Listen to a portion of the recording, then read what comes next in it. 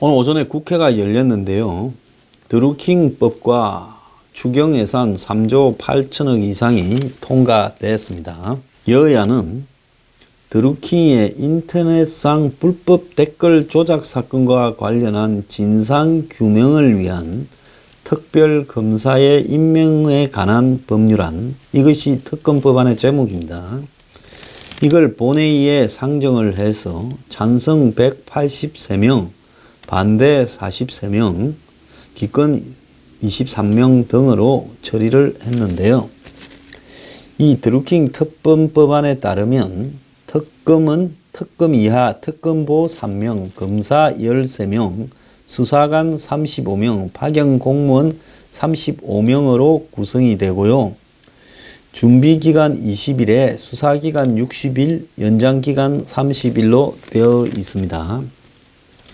그리고 변호사협회가 4명을 추천하고 야 3당 교섭단체가 그 중에 2명을 골라서 대통령한테 임명해서 대통령이 1명을 임명하는 그런 과정인데요. 자, 특검의 수사 범위는 드루킹 및 드루킹과 연관된 단체 회원, 즉 경공모나 그리고 경인성 같은 경우겠죠.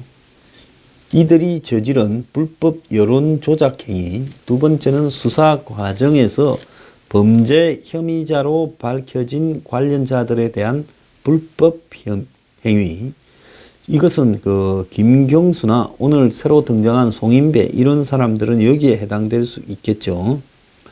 그리고 드루킹의 불법 자금과 관련된 행위, 수사 과정에서 인지된 관련 사건 등으로 규정을 했는데요. 자, 이것과 더불어서 3조 8,317억 규모의 추경이 국회에서 동시에 이렇게 통과가 되었고요. 자, 근데 오늘 새로 드러난 내용으로는 원래 김경수에게 여권 핵심 관계자가 김경수를 드루킹하고 소개해줬다라는 이야기는 드루킹 사건 초기부터 나왔습니다. 그런데 거기에 여권 핵심 관계자가 누구인가 하는 부분에서요, 송인배라고 이렇게 이야기가 나왔습니다. 송인배는 그야말로 문재인의 핵심입니다. 노무현 정권 때도 청와대의 행정관으로 핵심적으로 있었고, 지역구가 문재인 이 집인 양산이 지역구입니다. 지난 총선에 출마해서 선거에서 떨어졌지요. 그러고 난 다음에 문정권이 출범한 이후에 청와대 제1부속실의 비서관으로 있습니다. 청와대 제1부속실의 비서관이라는 것은 그야말로 대통령과 관련되는 자질구레한 개인적인 일이나 모든 부분을 다 뒤치다꺼리를 해주는 가장 접촉도가 높은 사람이다, 이래 봐야 됩니다. 그러니까 이재만이나 안봉거의 같은 역할을 지금 이 정권에서 하고 있는 것이죠. 그런데 이 송인배가 총선에 출마했을 때 자원봉사자로 한 A씨 부부가 도왔는데, 이 부부가 총선이 끝나고 난 이후에 찾아와서 경공모 회원들과 한번 만나자, 우리는 경공모 회원이다 이러면서 그 자리에 김경수도 왔으면 좋겠다 이렇게 해가지고 만나게 되었다고 합니다.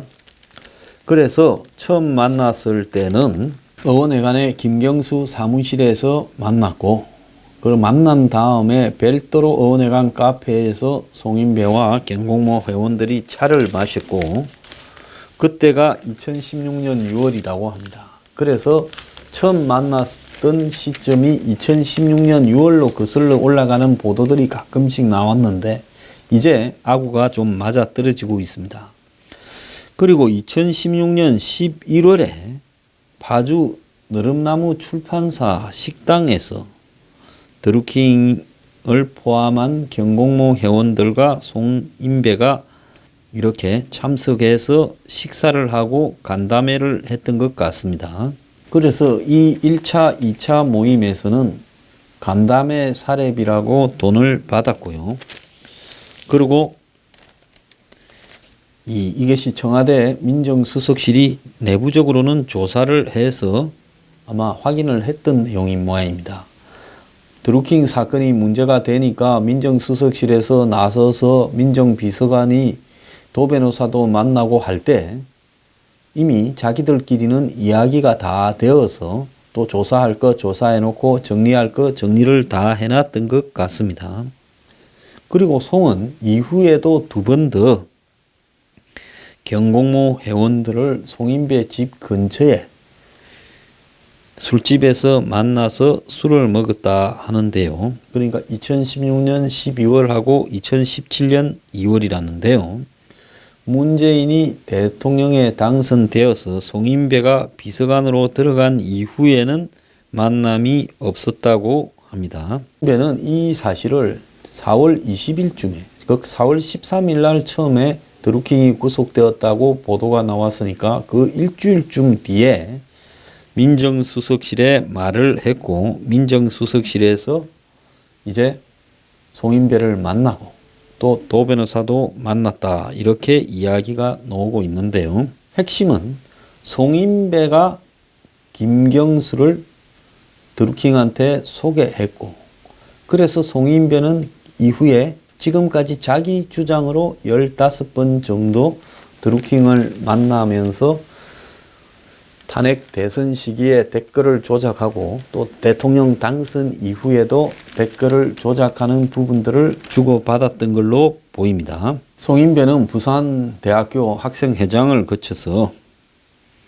부산 울산 지역 총학생회 협의회 회장을 했고, 노무현 비서관을 지냈고, 노무현 정부 시절 청와대 민정수석실의 행정관을 했고, 사회조정 2 비서관을 이렇게 했고, 19대 20대 총선에 양산에서 출마해서 2차례 낙선을 했고, 대선 때는 후보 일정 총괄팀장을 맡았고, 문재인 취임 이후에는 제1부속 비서관, 즉 대통령의 일정과 보고 회의 자료 등을 전달하는 역할을 맡았다는 겁니다. 그래서 한나인 개통 시범 통화도 송인배가 했다고 전해지고 있습니다. 자, 그런데요, 김경수는요, 이 3가지 주요 핵심 의혹, 자신과 드루킹을 둘러싼 핵심 의혹에 대해서는 답변을 하지 않고 정치 공세다라는 말만 하고 있습니다.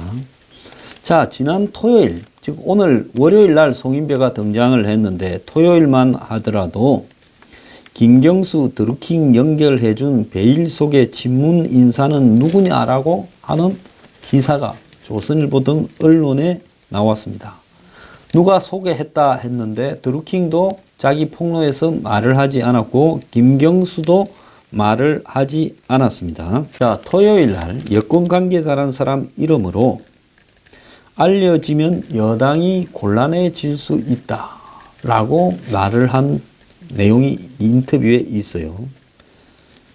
여당에서는 드루킹을 김경수에게 소개해준 여권 인사가 말 못할 만큼 실세가 아니겠느냐라는 추측과 함께 드루킹이 이걸 폭로 안 한 것은 최후의 협상 카드로 남겨놨다라고 이렇게 해석이 되었습니다. 자, 지금 김경수에게 나오고 있는 3가지 의혹은 2016년 드루킹 사무실에서 매크로 작업 시연을 직접 봤나, 또 작년 말에 드루킹에게 먼저 전화를 걸어서 센다이 총영사직을 제안을 했나, 대선 전부터 드루킹의 댓글 조작 내역을 매일 보고 받았냐라고 이야기를 하는데, 이 매크로 시연이나 총영사 등은 드루킹의 편지에서 세부적으로 지금 이 묘사가 되어 있습니다.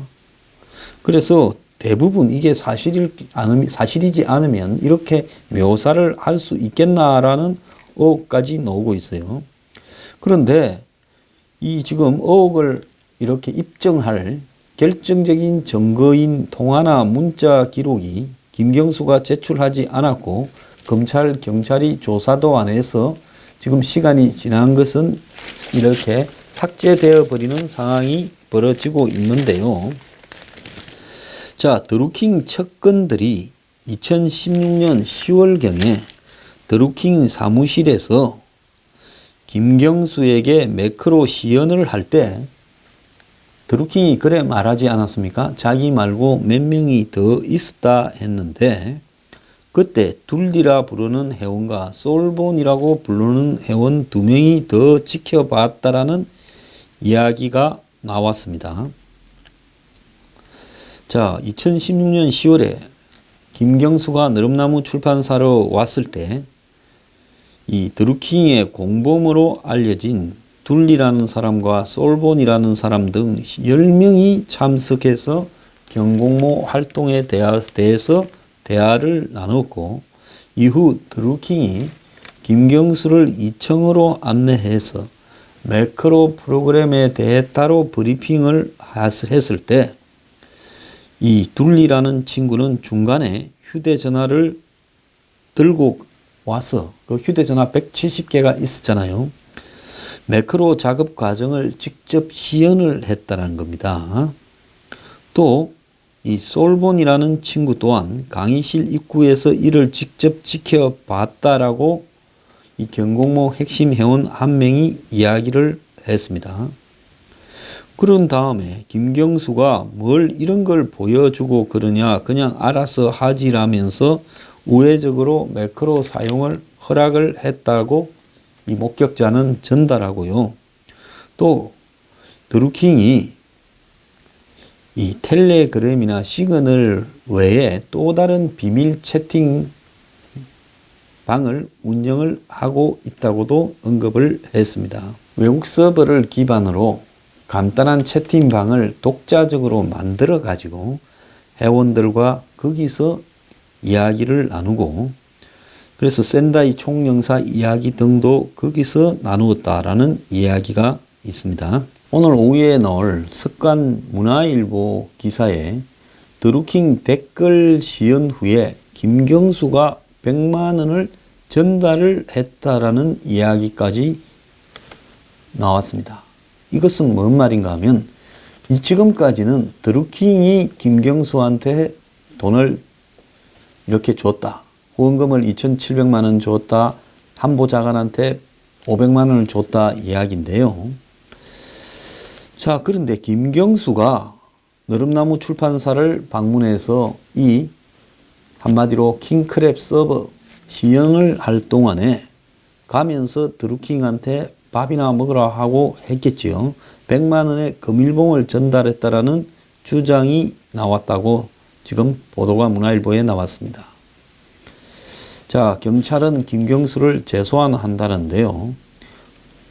익명을 요청한 경공모 핵심 회원 한 명이 김경수가 킹크랩을 보고 난 이후 드루킹에게 흰 봉투를 전달했고 김경수가 돌아간 뒤에 봉투에 100만 원이 들어있어 출판사에 있던 사람들이 피자를 시켜 먹었다고 구체적인 상황을 언론에 알렸다고 합니다.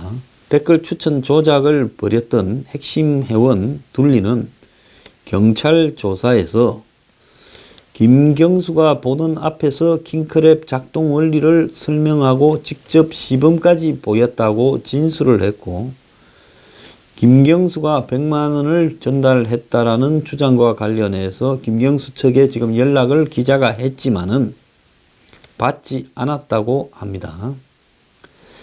자, 그래서 이철성 청장은 기자 간담회에서 김경수도 추가 소환할 일이 있으면 재소환하겠다 했고 후보 등록을 한 24일 후에도 특검 전에는 소환을 할 수 있다 이렇게 말을 했습니다.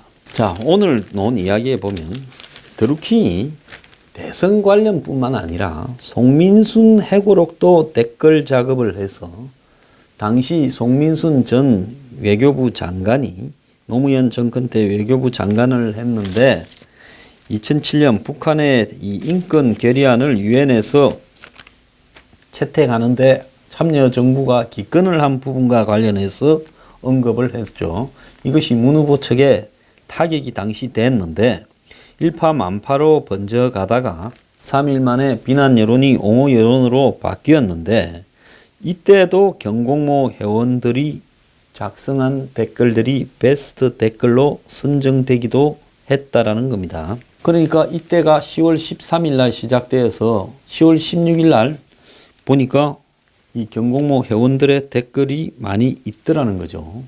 그러니까 이들이 본격적으로 대선이 시작되기도 전, 아주 탄핵이 시작되기도 전 10월 달부터 이 짓거리를 해왔던 거다, 이렇게 볼 수 있습니다. 자, 송인배가 연관되었다라는 말이 나왔는데 지금까지 조사해놓고 문재인에는 보고하지 않았다. 저는 개인적으로 거짓말이라 봅니다.